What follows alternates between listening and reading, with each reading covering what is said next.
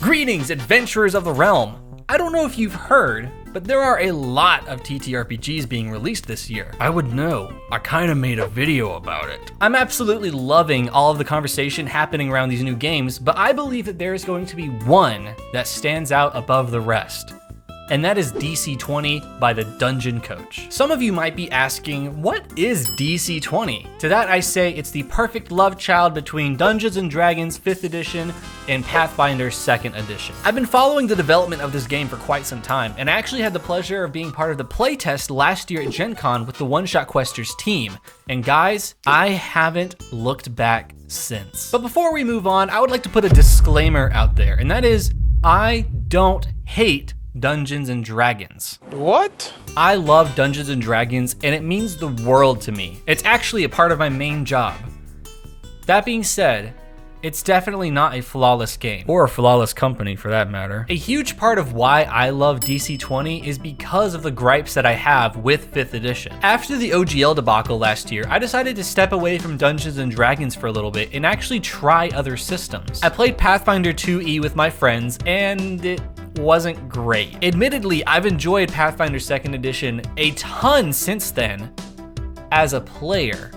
As a game master, it's a resounding hell no. I absolutely hated the feeling of having to relearn the game every time I was going to GM, but I loved the creativity and the customization of being a player. DC20 is the best of both systems. DC20 is still a D20 system. You roll a D20, add a modifier, and if it meets or beats the DC, you succeed. However, a key difference in this game are the streamlined rules. For example, you don't roll damage in DC20. Instead, each weapon has a base damage associated with it. If you meet or beat the physical defense, you just deal that damage. But for every increment of 5 that you go over the physical defense, you get to add an additional point of damage. And if you crit on top of all of that, that's an additional 2 points you get to add to whatever crazy number you ended up getting for damage. Another difference that I'm in love with is the action point system. Unlike Pathfinder's 3 action economy,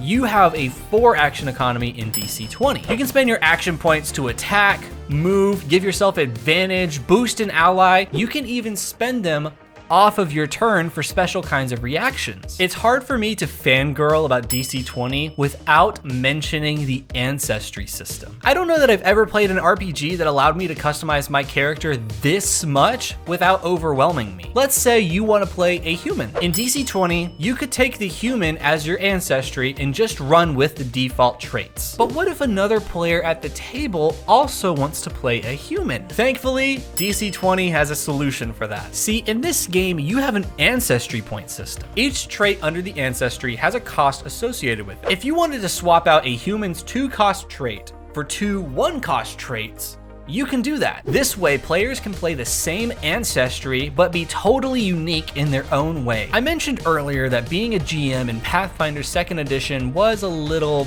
much. With DC20, I feel right at home. If you've ever run a game of 5th edition, you'll have no problem running a game of DC20. Part of why I love DC20 is because it reminds me of the best parts of Dungeons & Dragons. Not that there are many of those left. For example, it shares a lot of the same skills, and making checks generally works the same. Another key difference between DC20 and the previously mentioned RPGs is that there are only 4 attributes: might, agility, charisma, and intelligence. They all function how you would expect for them to, but there's actually a secret 5th trait, and that is the prime attribute. In DC20, prime represents how heroic you are. Sorry about that.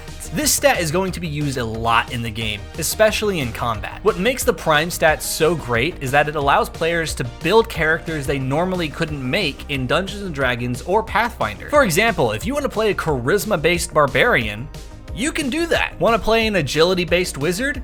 You can do that, all thanks to the prime attribute. Back in September, I finally got to switch my tables from Dungeons & Dragons 5th edition to DC20, and I haven't regretted it since. This game has been a blast to run, and seeing the kind of creative thinking it inspires in my players has genuinely left me with my jaw dropped. Does this mean that I'm never going to play D&D or Pathfinder again?